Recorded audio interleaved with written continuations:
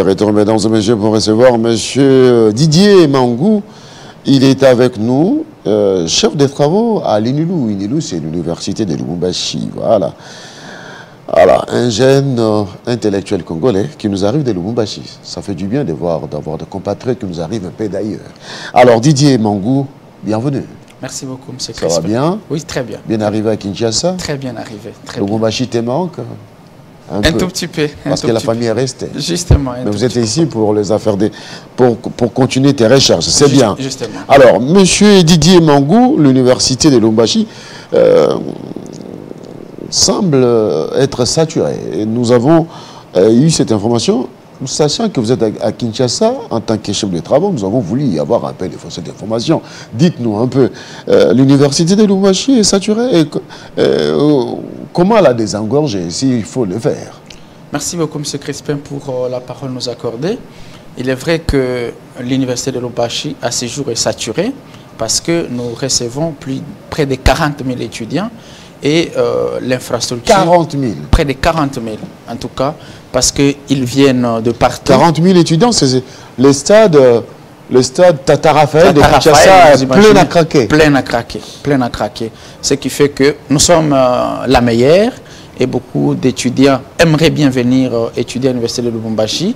C'est comme ça que monsieur le recteur, le professeur ordinaire Gilbert Kishiba, que vous connaissez très bien, il a initié depuis un certain temps un gigantesque projet, celui qui consiste à trouver un autre espace qui pourrait cette fois-là recevoir les infrastructures de bonne qualité. Donc, il y a un projet de construction. Il y a un projet de construction.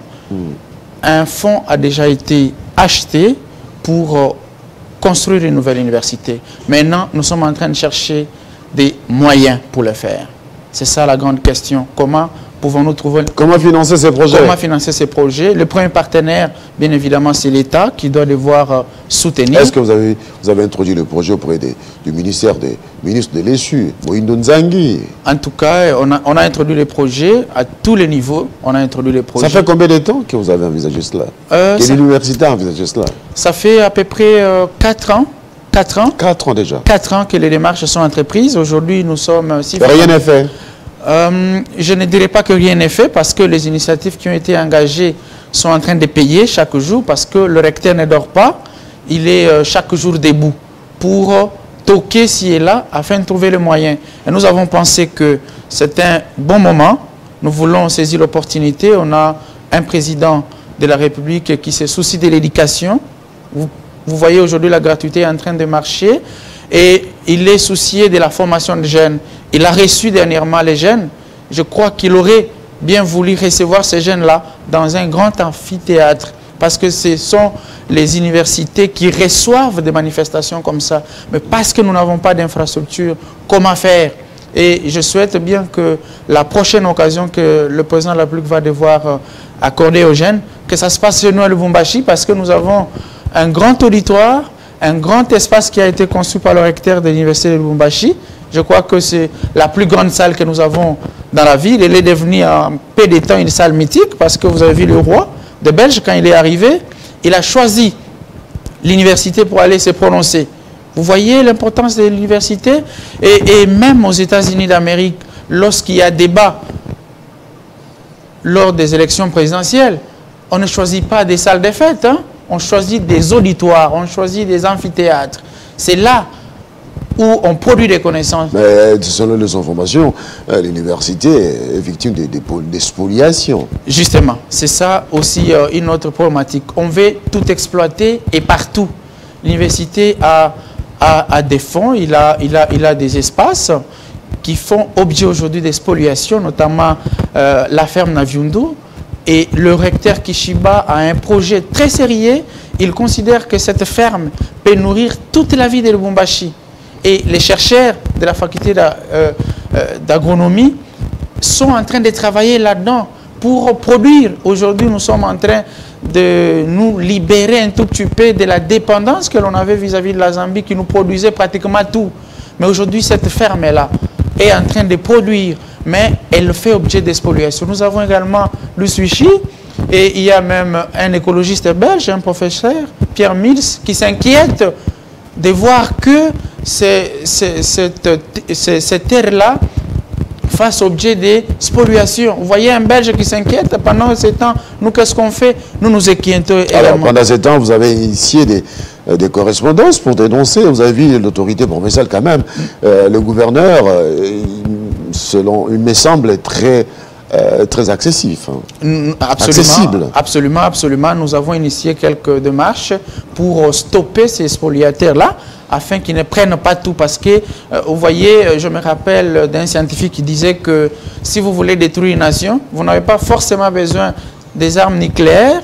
Il vous suffira d'infecter les systèmes éducatifs et au bout de quelques temps, vous aurez détruit tout le pays.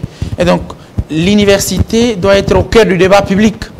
Au cœur du débat public. Et c'est ce que nous sommes en train de faire. C'est ce que notre université est en train de faire. C'est comme ça qu'elle est la meilleure. Elle est la meilleure pas parce que elle s'est autoproclamée la meilleure. Il y a des résultats probants qui témoignent qu'elle est exactement la meilleure université de la République. Et alors, vous parlez on parle de l'université de Lubumbashi. Vous êtes chef des travaux. Est-ce que l'université a pris une position en rapport avec l'arrêt de la Cour constitutionnelle dans l'affaire Matata? Oh, une belle question. Si l'université a pris une position par rapport à la question de l'arrêt, non. En fait, nous, dans notre université, nous sommes habitués aux grands colloques, aux grands rendez-vous, au cours desquels nous invitons des éminents professeurs. Je vous rappelle que dernièrement, on avait fêté le 7e anniversaire de la Cour constitutionnelle chez nous, à l'université de Lubumbashi. On a fait venir les grands noms de droit constitutionnel. Je vais citer ici le professeur André Mbata, le professeur Isambo Kangaché, le professeur Jacques Njoli. On a discuté. Et à la fin, il y a des publications. C'est comme ça qu'une université se prononce. Une faculté ne se prononce pas.